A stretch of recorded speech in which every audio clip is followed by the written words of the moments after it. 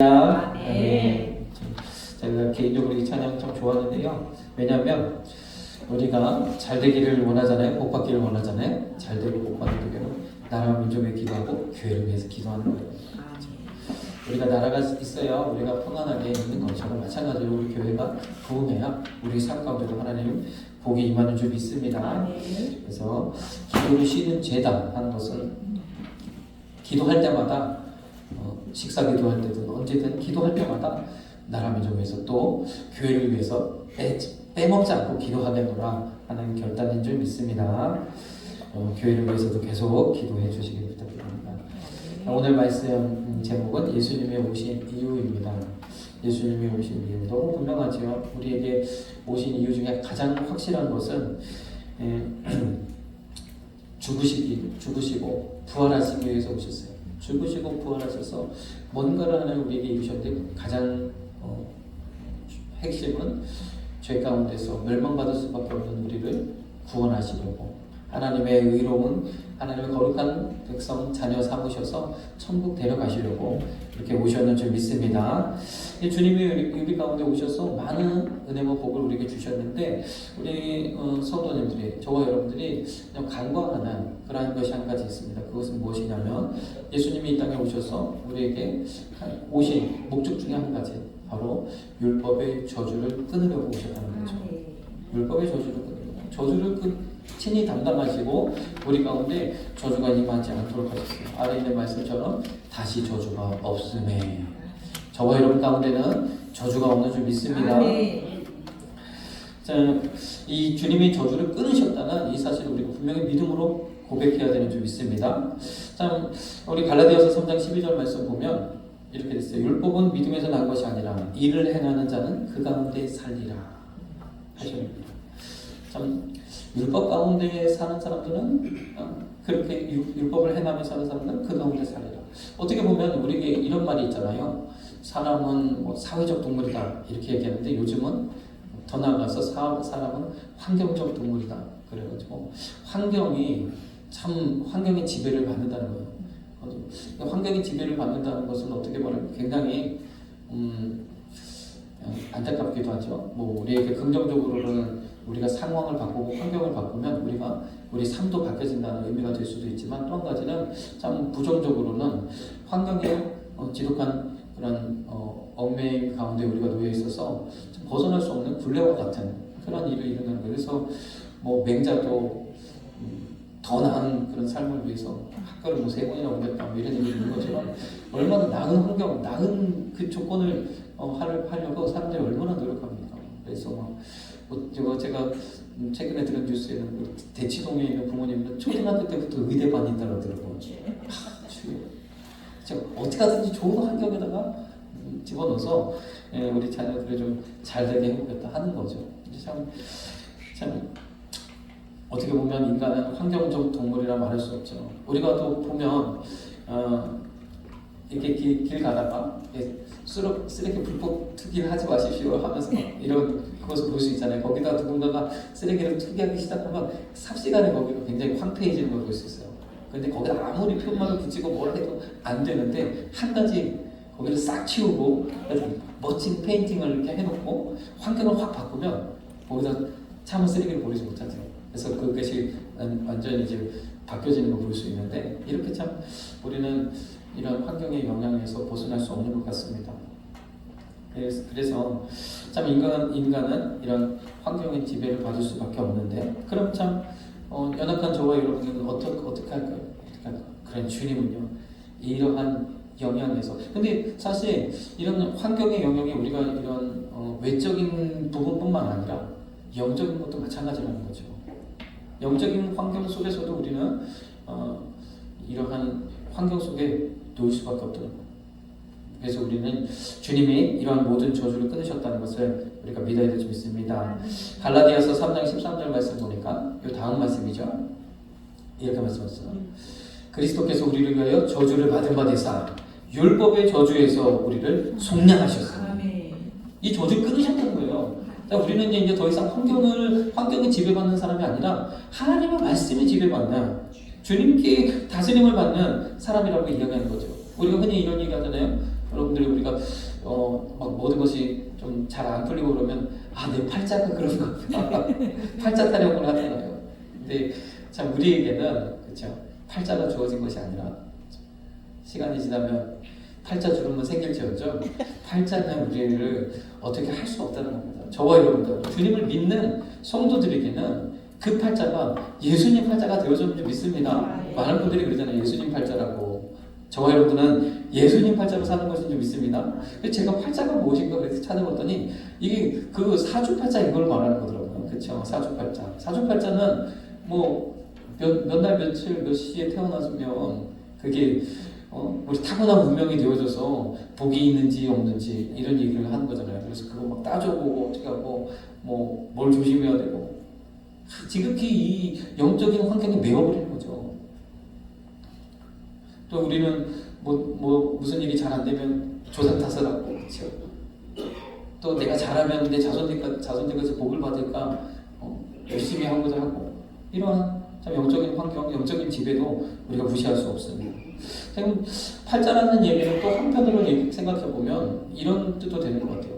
잘 태어난 날을 잘 조절하면 좋은 운명을 쟁취할 수 있다. 뭐 이런 이야기도 되는 것 같아요. 참 어렵죠. 태어난 날을 조정한다는 게 쉬운 게 아니잖아요. 뭐 지금은 뭐 의학에 발달해서 가능할지 모르지만 그러나 그것으로 우리가 복을 누리는 게 아닌 줄 믿습니다. 갈라디아서 3장 14절에는 그 다음 말씀이에요. 참고적으로 우리가 보면 이렇게 말씀하세요. 이제 저와 여러분들에게는 아브라함의 복이 임했다는 거예요. 이제는 이런 환경의 지배, 영적인 지배를 받고 사는 것이 아니라 아브라함의 복이 저와 여러분들에게 임하였는 줄 믿습니다. 이 갈라디아서 3장에서 아브라함을 이야기하는데 아브라함은 어떤 사람이었어요? 하나님께서 갈대우로 본토 친척 아비 집을 떠나라 말씀하셨고 내가 지시한 땅으로 가라 그랬죠. 그곳에서 하나님만 섬기고 하나님이 너의 자손으로 내 나라, 내 민족을 삼겠다 말씀하셔서 그렇게 되어졌잖아요. 철저하게 하나님 말씀대로 순종하였고 이 아브라함의 가족, 아브라함의 가정적인 배경이 어땠습니까? 아브라함의 아버지는 성경에 분명하게 나오진 않지만 많은 이제 외경들과 이런 이제 이야기 가운데서 우상을 만드는 사람이다라는 게 신학자들의 대표적인 의견입니다. 우상을 숭배할 뿐만 아니라 우상을 만드는 걸로 먹고 살아야 되는 철저하게 우상에 의해서 살 수밖에 없는 그런 환경이라는 거죠. 얼마나 이게 참 벗어나기 힘든 그런 겁니까? 우상 숭배하고 더 나아가서 그것을 만들어서 그러려면 우상을 만든다는 얘기는 어때요? 얼마나 철저하게 영적으로 그런 우상과 이 모든 것을 매여 있을 수밖에 없어요. 철저하게 우상에 묶여 있을 수밖에 없는 그러한 곳에서 떠나라는 거예요.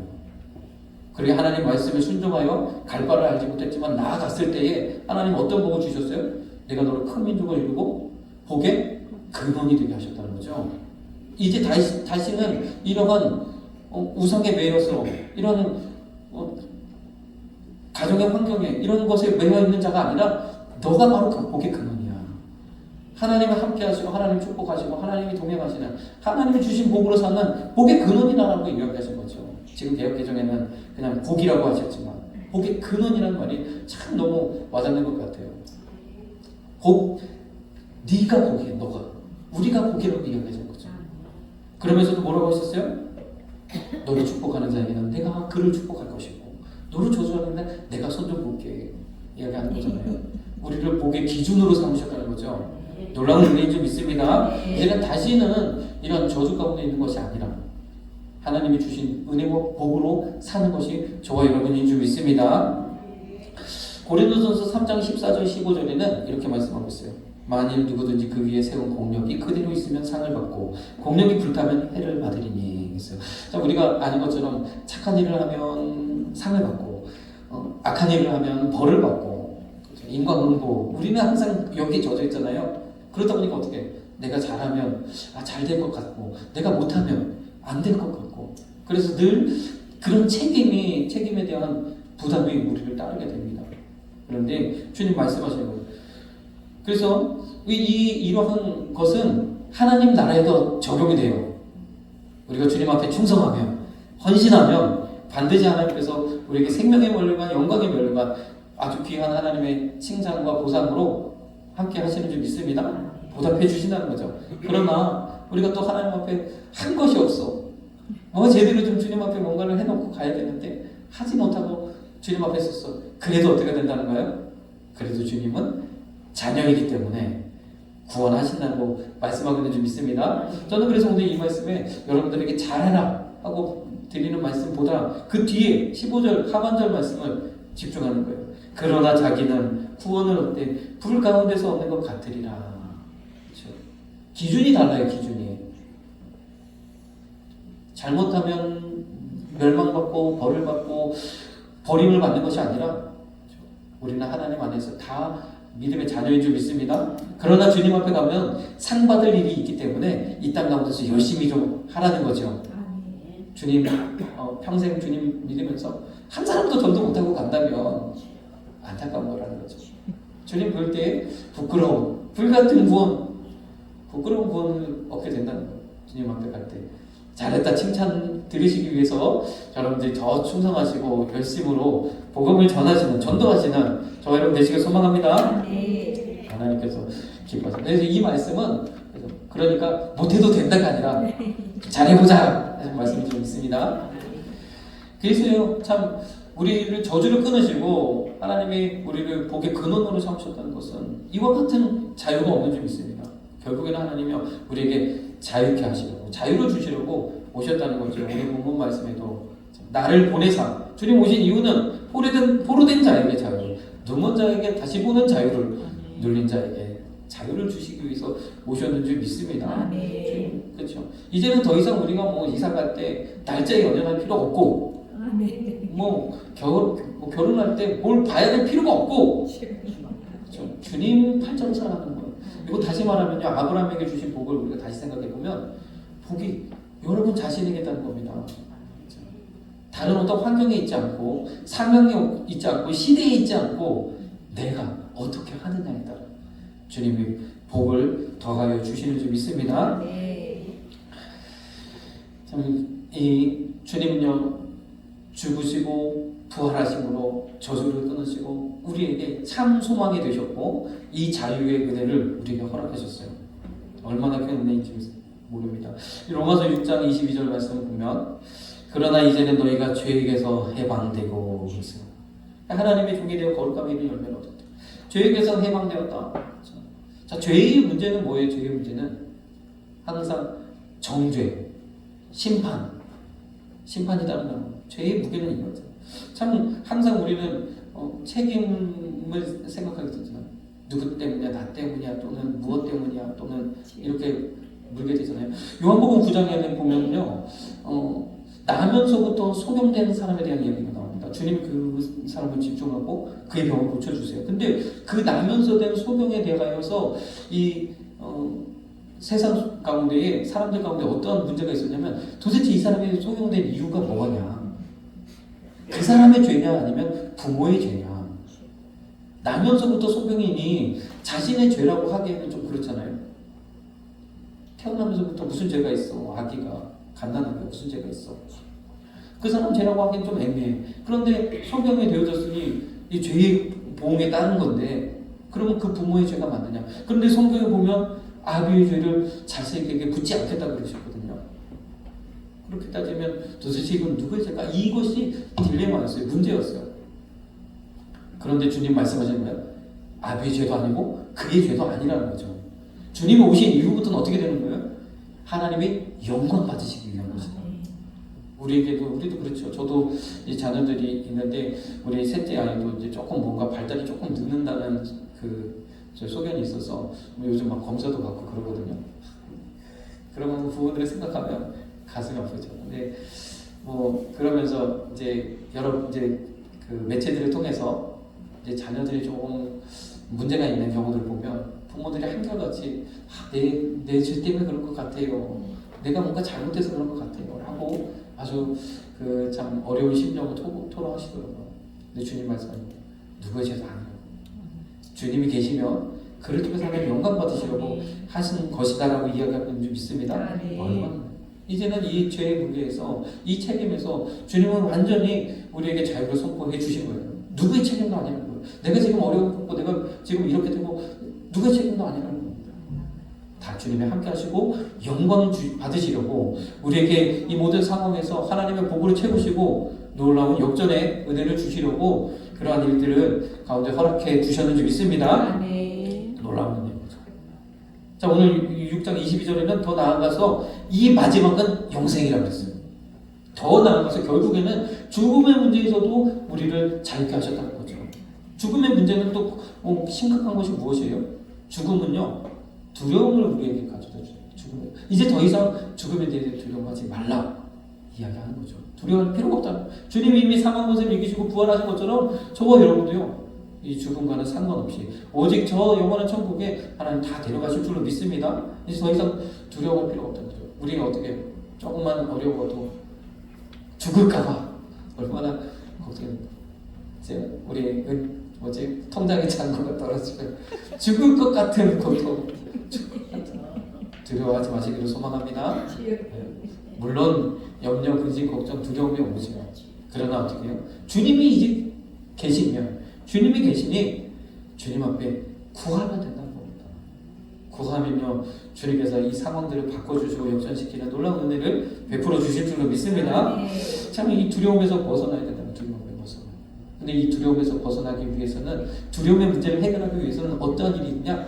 우리가 결심하고 결단하고 안 두려워하려고 노력한다고 해서 되는 것이 아니라 주님의 사랑을 경험해야 된다는 거죠.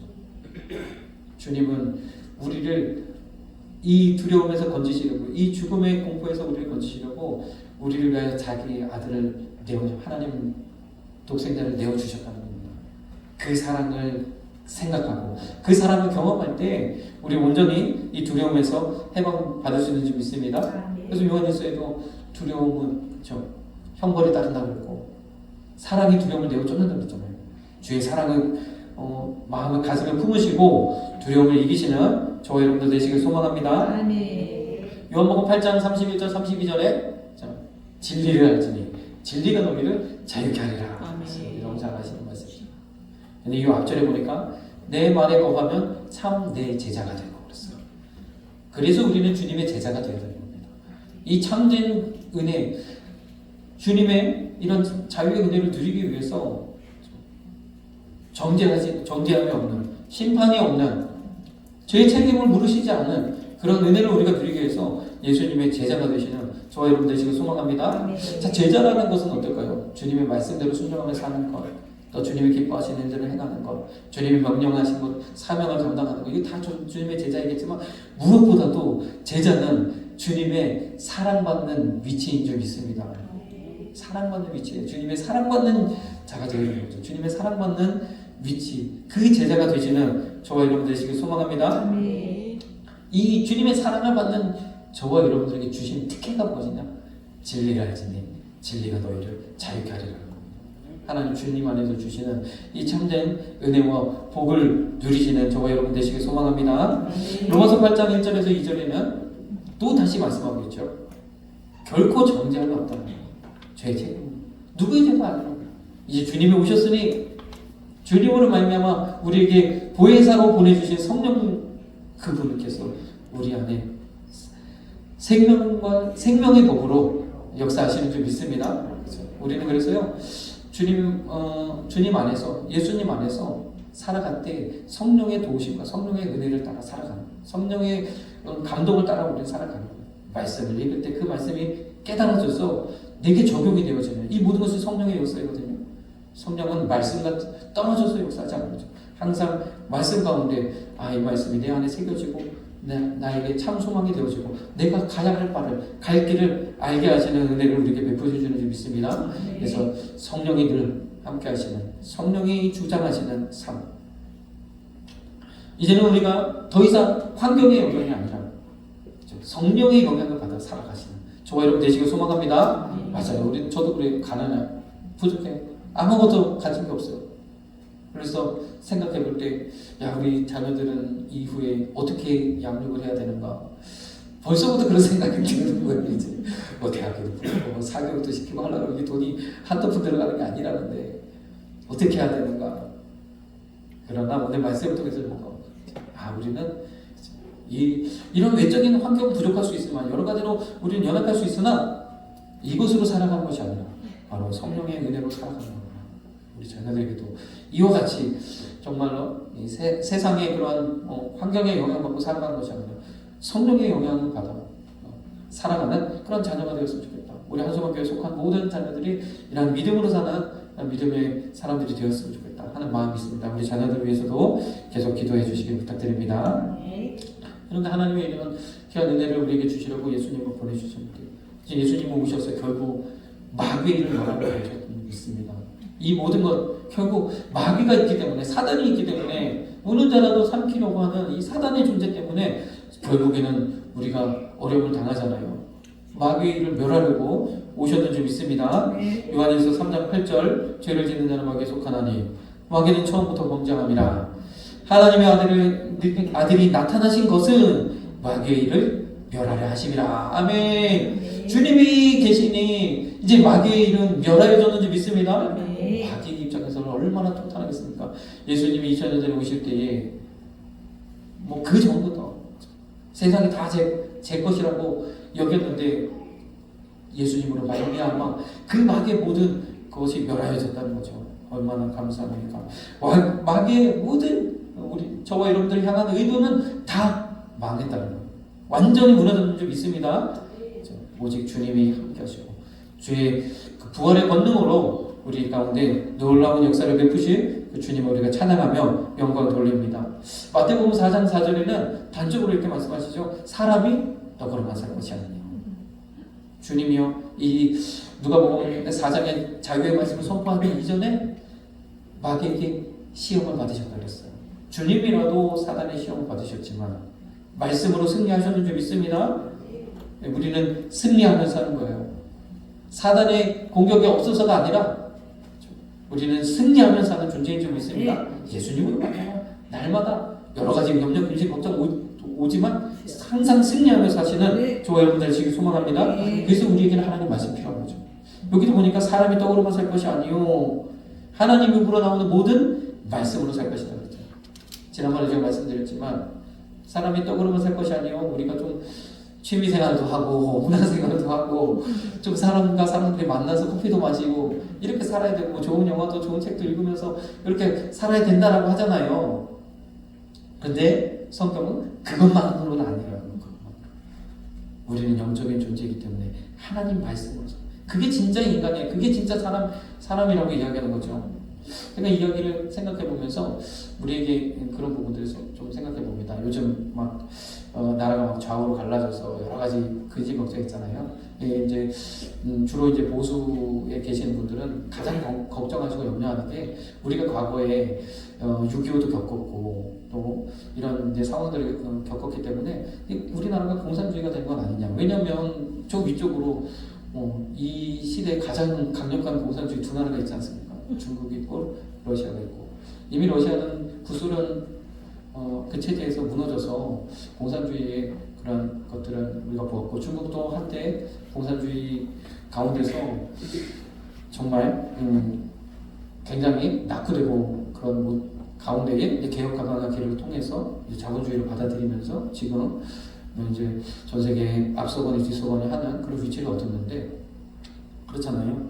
우리가 인간이 만든 유토피아 사상 이것이 사회주의 모두가 다 같이 평등하게 모두가 잘 사는 사회를 만들기를 원했고 그것이 경제적으로 공산주의를 이루었는데 결국은 어떻게 됐어요? 제대로 되지 않아요. 왜 그래요?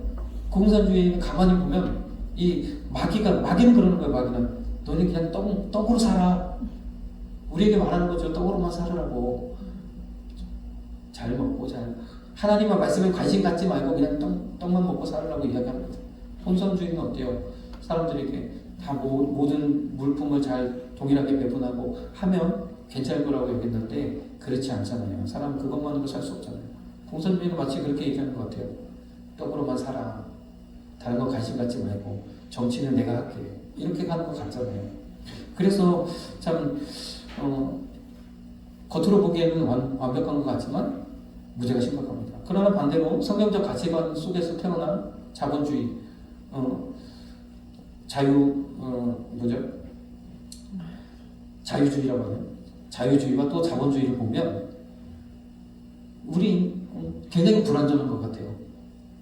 서로 상권이 분립돼서 서로 견제하는 가운데 이뤄가니까 한때는 이랬다가 한때는 저랬다가 하면서 뭔가 굉장히 불완전한 것 같고, 자본주의를 이루다 보니까 부의 이런 양극화가 심해지고 굉장히 불완전한 것 같지만, 또 어떠한 면에서는 일정한 그런 역할들을 하는 것을 볼 수 있죠. 우리의 어떠한 그런 만족감, 개인의 어떤 그런 이런 부분에서 더 나은 그런 가치들을 실현하는 이런 경우들을 보게 됩니다. 그것이 어떻게 보면 자유의 그런 그림들이죠. 그래서 불완전한 것 같아 보이지만 일정 부분 우리에게 그런 역할들을 하고, 이런 것들을 최대한 보완해서 나아가는 것이 지금에 있어서의 어떠한 그런 가장 최선의 선으로 보여지는 것이 그렇습니다. 마찬가지로 우리에게도요, 사단은요 늘 떡으로만 살으라고 이야기하는 거예요. 우리 가운데 여러 가지로 여유를 갖지 말고 그냥 내 앞에 놓여있는 문제, 내 앞에 놓여있는 뭐 여러 가지, 거기에만 초점을 가지고 살으라고 우리 시선을 묶어두길 원하는 거죠. 그러나 주님은요, 하나님 말씀으로 살아야 된다라고 이야기하고 있는 줄 믿습니다.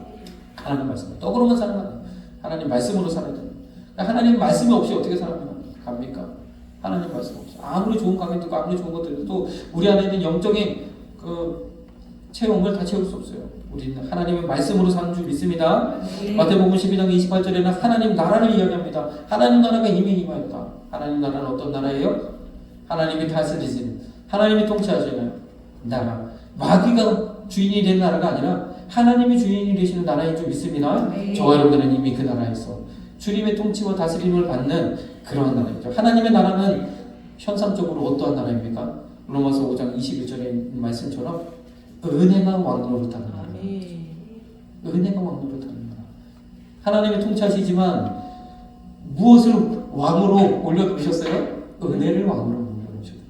저와 여러분들은 은혜가 있으시는 삶이 되시기를 주님의 이름으로 축복합니다. 은혜 있어야 돼요. 은혜. 내 마음속에 은혜가 있어야 돼요. 그 은혜는 어떤 은혜예요? 주님이 나를 위하여 구원하신 구원의 은혜, 나를 위하여 십자가신 십자가의 은혜, 보혈의 공로, 그 은혜가 내 안에 늘 살아 역사할 때 우리는 하나님 나라에서 하나님의 통치와 다스림을 받는 그러한 존재가 되어질 줄 믿습니다. 하나님의 나라. 은혜가 왕노릇. 죄가 사망에서 왕노릇했다. 사망 가운데서 죄가 왕노릇해서 우리를 사망으로 이끌어갔다면, 이제는 의가 왕노릇하는 것이 아니라, 옳고 그름이 왕노릇하는 것이 아니라 은혜가 왕노릇해서 우리를 의로 이끌어간다는 거죠. 하나님의 은혜가 저와 여러분 가운데 임하시기를 주님의 이름으로 축복합니다. 결론적으로 하나님은요, 이렇게 이 땅에 오셔서 예수 그리스도를 통하여 저주를 끊으시고, 그리고 우리 마귀의 일을 멸하시고 우리에게 참된 자유를 허락하시면서 결론적으로 우리의 삶을 풍성케 하시고, 다시 말해서 복 주시기를 원하시는 줄 믿습니다. 주님이 오신 목적, 요한복음 10장 10절에 도적이 오는 것은 도적질하고 죽이고 멸망시키려는 것뿐이요. 딱 마귀가 그렇죠. 마귀가 이 도적 같은 놈이라는 거죠. 도적질하고 죽이고 멸망시키려고 하는 것이 마귀의 목적이라면, 주님은 저와 여러분들을 향하여 생명을 얻게 하고 더 풍성히 얻게 하려는 것인 줄 믿습니다. 풍성한 것을 주시는 거예요. 그냥 우리가 천국만 데려가지고 그것을 끝나는 것이 아니라 풍성한 것을 주시는 분이심을 우리가 다시 한번 확신하고 믿음으로 고백하시기를 주님의 이름으로 축복합니다. 분명히 주님 오셔서 죽으시고 다시 사셔서 저주를 끊으셨죠. 이제는 우리가 환경을 지배받는 것이 아니라 주님의 다스림을 받는, 그리고 우리에게 자유를 주셨고 우리에게 마귀의 일을 멸하셨어요. 결과적으로 우리에게 복을 주시고자 하신 줄 믿습니다. 주님이 주시는 복에 대해서 에베소서 3장 8절에는 측량할 수 없다 그랬어요. 측량할 수 없다. 얼마나. 이 복은요, 우리의 뭐 정신적인 복, 마음의 평안 뿐만 아니라 물질과 우리 삶 가운데 주는 모든 것을 다 통틀어서 이야기하는 것인 줄 믿습니다. 영적인 복뿐만 아니라 물질적인 복도, 또 내 안에 참 평안도, 이 모든 것을 그래서 측량할 수 없다는 거예요. 주님의 사랑, 주님이 주신 은혜와 복을 우리가 입체적으로 누리라는 거예요. 그 넓이와 깊이와 높이가 어떠한지를 한번 경험해 보라는 거예요. 찬송가에도 받은 복을 세워보라는 찬송가가 있잖아요. 네. 우리에게 주시는 이 복을 누리시고 그 복을 한번 생각해 보시는 저와 여러분들 되시길 소망합니다. 아멘. 측량할 수 없는 그리스도의 풍성을 저와 여러분들에게도 또 이 모든 이들에게도 하나님 주시고자 하는 줄 믿습니다. 아멘. 에베소서 2장 7절에는요 그 복이 우리 자손에게도 임한다는 거죠. 지극히 풍성함을 온 여러 세대에 다음 세대에도 나타내려 하시니라. 저와 여러분뿐만 아니라 우리 자녀들에게도 이와 같이 풍성하신 그리스도의 복이 임하게 될 줄로 믿습니다. 대한민국도 얼마나 감사해요. 5,000년 동안 이렇게 잘 살아본 적이 없는데 이 땅에 복음이 임하고 교회가 세워지니까 하나님께서 놀랍도록 축복하셨잖아요. 그래서 다시 어느 정도 이제 우리가 시간이 지나면서 교회가 힘을 잃어가니까 다시 이 사회가 이렇게 어려워지고 힘들어진 거예요. 주변에 국가적인 국세적인 정세에 있는 것이 아니라 트럼프의 입에 달려 있는 것이 아니라 하나님의 말씀으로 사느냐에 달려 있는 줄 믿습니다. 오늘 복이 내가 복이 근원이라고 말씀하시는 것이 바로 이 말씀이에요. 그래서 참 하나님께서 우리에게 놀라운 은혜를 베푸셨는데 마태복음 16장 19절에는 그래서 천국 열쇠를 주셨다. 저와 여러분들이 이 열쇠의 주인공이 좀 있습니다. 아까도 우리가 얘기했잖아요. 사주팔자. 왜 사람들이 사주팔자를 하나 했더니 어떻게든 내 운명을 좀 극복해보겠노라는 거예요. 나쁜 거는 좀 피해보고 항상 모든 게 다 그렇습니다. 어떻게든 비나이다 열심히 하는 이유가 뭐예요? 어떻게든 지성이면 감천이라고 내가 이 땅에서 열심히 뭔가 해보면 좀 복이 임하지 않겠는가. 그래서 어떻게 하든 나의 열심과 나의 노력과 나의 헌신 가지고 하늘을 움직여보고자 하는 그 방법이에요. 그러나 다 부질없죠. 오직 천국 열쇠 바로 이 땅에서도 매면 하늘에서 매고 이 땅에서도 불면 하늘에서 불고. 한번 생각해 보십시오. 하나님이 어떤 분이시라고 세상을 창조하시고 다스리신 분이 여러분의 그러한 기도와 간구에 하나님 응답하시고 하나님 일하십니까? 그냥 하나님이 일하시면 되죠. 하나님은 강권적으로 역사하시면 되죠. 그러나 하나님 그렇게 하시지 않겠다고 말씀하는 거예요. 저와 여러분들을 하나님의 자녀 삼으셨다는 게 그것입니다. 자녀의 이야기를 귀 기울이시는 줄 믿습니다. 내가 천국 열쇠를 내게 주리니 우리가 다시 한번 이 믿음을 가지고 주님 앞에 구하기를 시작하시는 저와 여러분 되시길 소망합니다. 히브리서 4장 16절에는 그래서 은혜의 보좌 앞에 담대히 나아가는 거예요. 은혜의 보좌 앞에 오늘도 저와 여러분들 나아가서 주님 앞에 예배하고 기도하고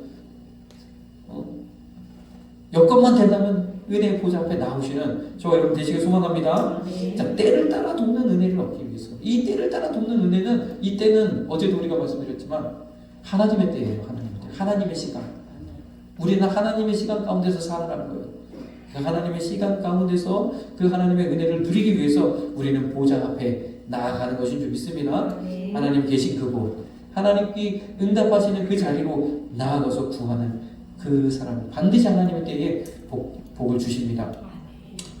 마지막으로요, 결론적으로 마태복음 6장 33절 그리하면 이 모든 것을 너희에게 더하시라. 하나님 풍성한 모든 것을 채워주시는데 목적이 너희는 먼저 그의 나라와 그의 의를 구하도록 하나님의 것을 우선으로 하도록 그렇게 하나님 하시면 줄 믿습니다. 그래서 우리가 변함없이 영원히 이 진리를 가지고 나아간다면 반드시 승리할 줄 믿습니다. 최종적으로 정말 하나님의 나라와 의를 나타내는 것, 그 의를 전하는 것, 그 의를 기뻐하고 그 의를 가지고 살아가는 것 주님이 기뻐하시고 원하시는 일인 줄 믿습니다. 우리 찬송가 88장